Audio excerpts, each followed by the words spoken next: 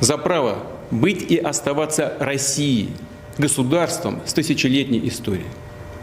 Эта битва, когда решается судьба нашего народа, требует единения всех сил, единства, консолидации и ответственности, когда в сторону должно быть отброшено все, что ослабляет нас. Любые распри, которыми могут воспользоваться и пользуются наши внешние враги, чтобы подорвать нас изнутри. И потому действия, которые раскалывают наше единство, это, по сути, отступничество от своего народа, от боевых товарищей, которые сражаются сейчас на фронте. Это удар в спину нашей стране и нашему народу. И именно такой удар был нанесен по России в 1917 году, когда страна вела Первую мировую войну. Но победу у нее украли. Интриги, склоки, политиканство за спиной армии и народа обернулись величайшим потрясением, разрушением армии и распадом государства, утратой громадных территорий. В итоге трагедии гражданской войны. Русские убивали русских, братья братьев. А корыстную выгоду извлекали разного рода политические авантюристы, да зарубежные силы, которые делили страну, рвали ее на части. Мы не дадим этому повториться. Защитим и наш народ, и нашу государственность от любых угроз. В том числе от внутреннего предательства. А то, с чем мы столкнулись, это именно предательство. Непомерные амбиции и личные интересы привели к измене. К измене и своей стране, и своему народу, и тому делу, за которое бок о бок с другими нашими частями и подразделениями сражались и погибали бойцы и командиры группы «Вагнер». Герои, которые освобождали Солидар и Артемовск, города и поселки Донбасса, сражались и отдавали свои жизни за Новороссию, за единство русского мира. Их имя и славу тоже предали те, кто пытается организовать мятеж, толкает страну к анархии и братоубийству, к поражению в конечном итоге и к капитуляции. Повторю, любая внутренняя смута – смертельная угроза для нашей государственности, для нас, как нации. Это удар по России, по нашему народу.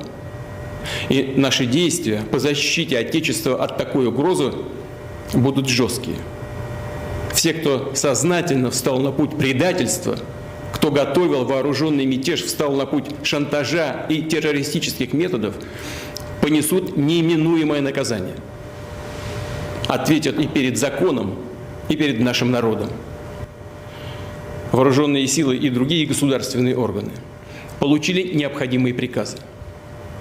Дополнительные меры антитеррористического характера вводятся сейчас в Москве, Московской области, ряде других регионов. Будут также предприняты решительные действия по стабилизации ситуации в Ростове-на-Дону. Она остается сложной. Фактически заблокирована работа органов гражданского и военного управления. Как президент России и верховный главнокомандующий, как гражданин России сделаю все, чтобы отстоять страну, защитить конституционный строй, жизни и безопасности, свободу граждан. Тот, кто организовал и готовил военный мятеж, кто поднял оружие на боевых товарищей, предали Россию и ответят за это. А тех, кого пытаются втянуть в это преступление, призываю не совершать роковую и трагическую, неповторимую ошибку. Сделать единственно правильный выбор – прекратить участие в преступных действиях. Верю, что мы сбережем и отстоим то, что дорого и свято для нас. И вместе с нашей Родиной мы одолеем любые испытания, станем еще сильнее. Guga Chakra falou sobre a dificuldade de acesso a informações no contexto de extrema censura da imprensa na Rússia. É complicado, pessoas que ali idolatram Putin, então a gente não sabe como que isso necessariamente vai repercutir a declaração do Prigozhin sobre essa narrativa, até porque no final ele foi para Belarus, acabou ali, vai para esse exílio, então como que isso vai impactar e também se vai passando os dias, quer dizer, o pior momento para o Putin já passou. nesse episódio, né? O pior momento foi de madrugada, na madrugada de hoje, início da manhã, que havia assim um risco do grupo Wagner seguir avançando, quer dizer, as pessoas questionando, inclusive a estabilidade do regime do Putin. Isso já não vai acontecer mais. Então ele está melhor hoje do que ele estava horas atrás. Agora, claro, ele nunca mais vai ser aquele Putin de 2018, quando ele organizou a Copa do Mundo. Você sabe, a Copa do Mundo foi na Rússia, ele já ocupava a Crimeia, Luhansk e Donetsk também, o Putin abaixava a cabeça para ele havia ajudado Bashar al-Assad a reverter o cenário na guerra da Síria, a economia russa ia muito bem, tudo aquilo ele não vai voltar a ter, entendeu? Isso os russos sabem bastante. Estava até ontem ali com um amigo meu russo e ele diz que a questão da Ucrânia, ali do que está acontecendo na Ucrânia, os russos não têm dó dos ucranianos assim formalmente. Agora, eles acham que foi uma estratégia ruim, que a Rússia estava muito bem, né? Estava ali naquele período de 2018, convenhamos, estava bem, né? Com a Copa do Mundo ali ocorrendo no país, anos antes teve a Olimpíada de Sochi de inverno, e de repente fica aí um pária internacional, quer dizer, do país, do líder que via ali o presidente dos Estados Unidos abaixando a cabeça ali, o Donald Trump, para virar pária do Ocidente, não no mundo todo, é pária só no Ocidente. A Rússia não virou pária em hipótese alguma no restante do mundo, Índia, Brasil, México, China, Israel, Emirados Árabes, Arábia Saudita, Marrocos, enfim, mas virou no Ocidente. Daniele Aires, vice-presidente da Associação Brasileira de Estudos de Defesa, comentou as diferenças entre o momento atual e a ruptura da União Soviética. Onde esses países se organizavam, estavam submetidos e ali buscando algum tipo de, não é uma fragmentação, mas algum tipo de independência para poder constituírem-se com alguma autodeterminação pós-mundo soviético, né? E obviamente isso toma todo o período da década de 90, entrando um pouquinho já pelo início do século XXI. Agora é um momento distinto, né? É um momento onde talvez nós temos insurgências que tenham muito mais a ver com essas fragmentações que surgiram dentro do mundo pós-soviético. E aí a possibilidade de vir a tornar-se um movimento muito parecido com o que aconteceu no pós-fim da União Soviética, nos mesmos modos, talvez seja bastante diminuto. É como pensar que nós hoje teríamos um Donbass terem uma independência e que fosse possível, como aconteceu com as ex-repúblicas soviéticas depois da queda da União Soviética. Então, eu acho que o que nós estamos vendo hoje é uma briga por áreas de influência e por uma capacidade, principalmente da Rússia, de continuar controlando todo o seu entorno estratégico, que ainda é capaz de render algum tipo de subserviência ao Kremlin. Porque é disso que vai munir-se a ideia de Vladimir Putin de manutenção de um status quo que ele vê para a Rússia com alguma capacidade decisora no mundo e com alguma capacidade de influência. Então, eu acho que o cenário é distinto. É óbvio que há alguns tipos de insurgência que podem parecer muito iguais ao que a gente viu no final da União Soviética, mas o cenário hoje é distinto. O avanço que a OTAN já tem para outros lugares, toda uma dinâmica mundial de relação agora com uma potência em ascensão e com muita força perto do território que nós estamos falando aí de China, né? É tudo muito mais complexo, talvez, do que tenha sido no final desse mundo bipolar da Guerra Fria. 1h20, vamos ver aqui no mapa as áreas dentro da Rússia por onde os mercenários passaram desde o início de toda essa rebelião. O mapa vai aparecer aqui do meu lado, a gente vai identificar ali Lipetsk,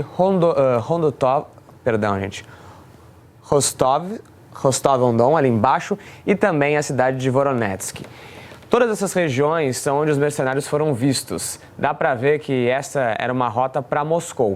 M4 é uma estrada. A primeira cidade que os mercenários dizem ter tomado o controle é Rostov-on-Don e que agora estariam abandonando ela. É uma cidade importante, é onde fica a sede do comando do Distrito Militar do sul da Rússia, que atualmente está envolvido nas operações de combate à contraofensiva ucraniana.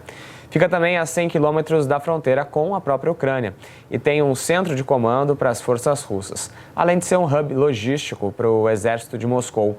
Mercenários também foram vistos na estrada perto de Voronezh, que há relatos por lá que eles chegaram a tomar algumas instalações militares.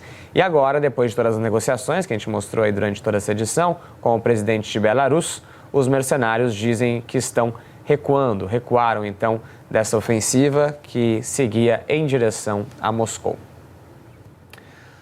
Uriah Fancelli, especialista em relações internacionais pelas universidades de Estrasburgo, falou sobre as sanções contra a economia russa e como esse levante vai impactar o país. Vamos ver.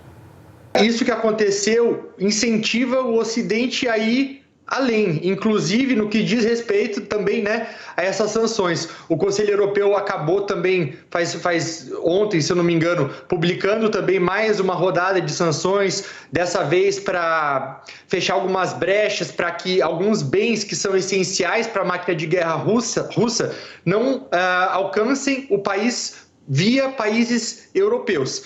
Muita gente critica as sanções, o presidente Lula é uma dessas pessoas que também gosta de criticar as sanções, dizendo que elas não têm funcionado. Só que, na minha visão, elas têm funcionado sim, só que de maneira lenta, mas tem. É que ocorre o seguinte, as pessoas tentam medir o funcionamento dessas sanções tendo em conta o que acontece nos campos de batalha, ou seja, para muitos elas só dariam resultado se, por exemplo, os russos se retirassem completamente do território ucraniano. Só que as coisas não são bem assim. A economia russa está sendo prejudicada pelas sanções, na minha visão, obviamente, o professor pode discordar, mas ela não tem se provado tão resiliente quanto algumas pessoas tinham imaginado. De acordo com alguns dados do governo russo, por exemplo, hoje o país tem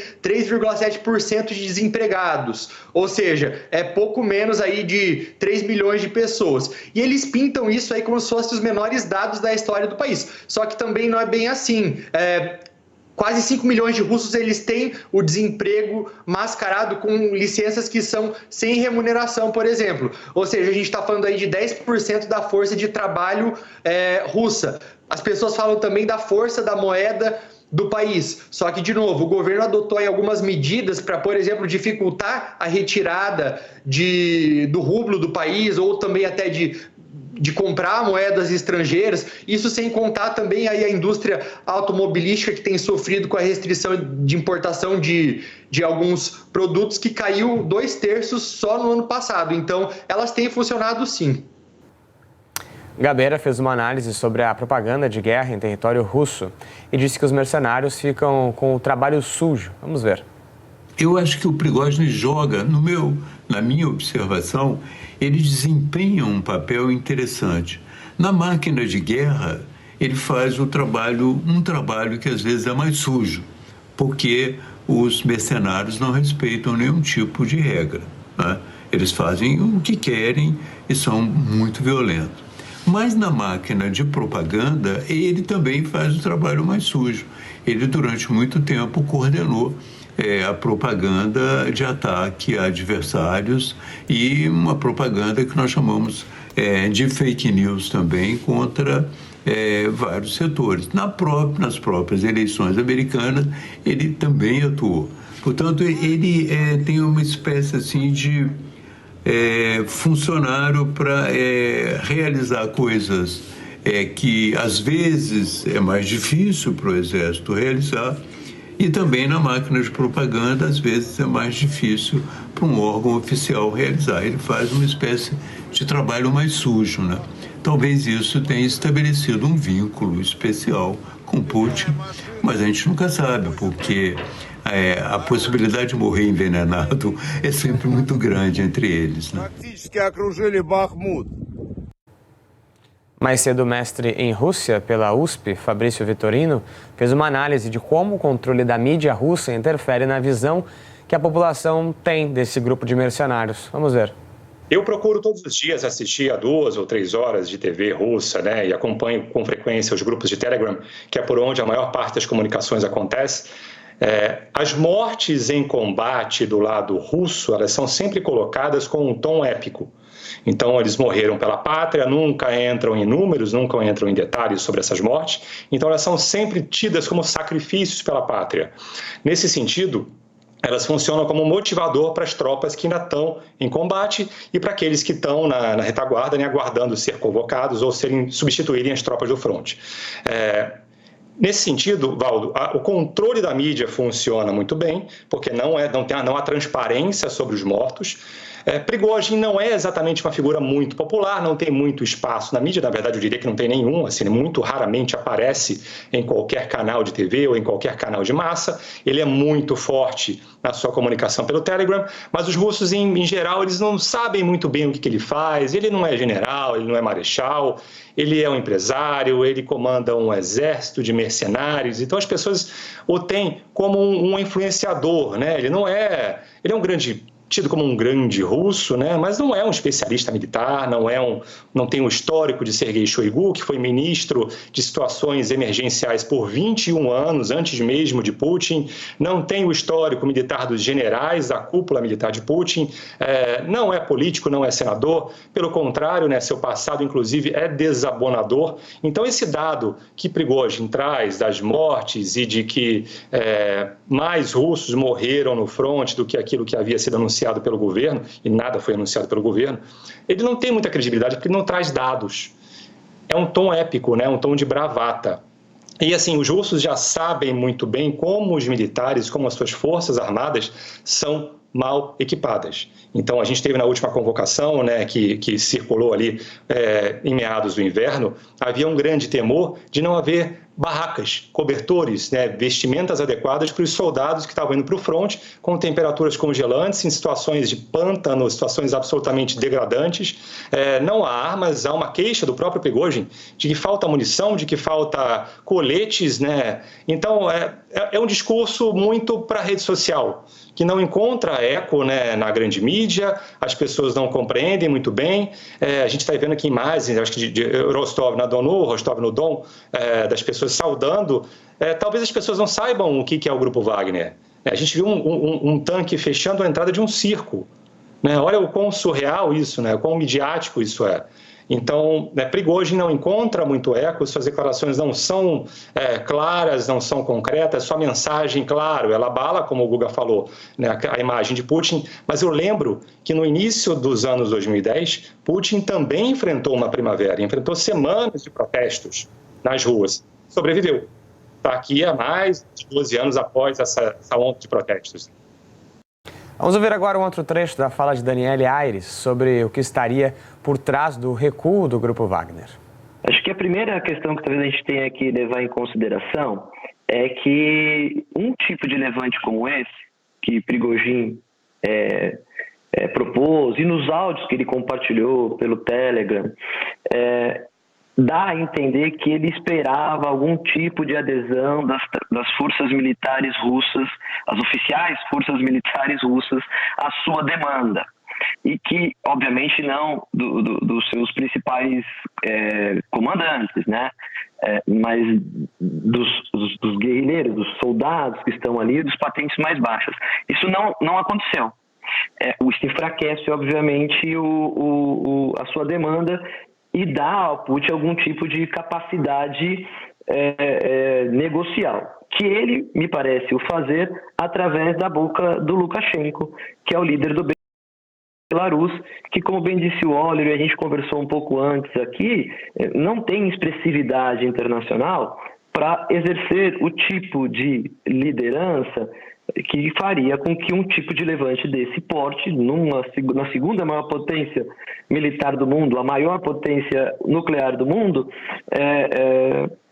precisaria ser feito, né? Que tivesse essa capacidade. Então, é um imbróglio que a gente está tentando entender. Por que Prigozhin teria cedido tão rápido? Então, me parece que dessas questões é essa fragilidade. Ele demandava um tipo de apoio, não o teve.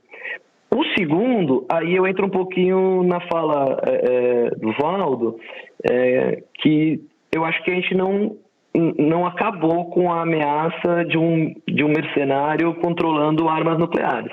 Eu acho que a gente intensificou essa ameaça.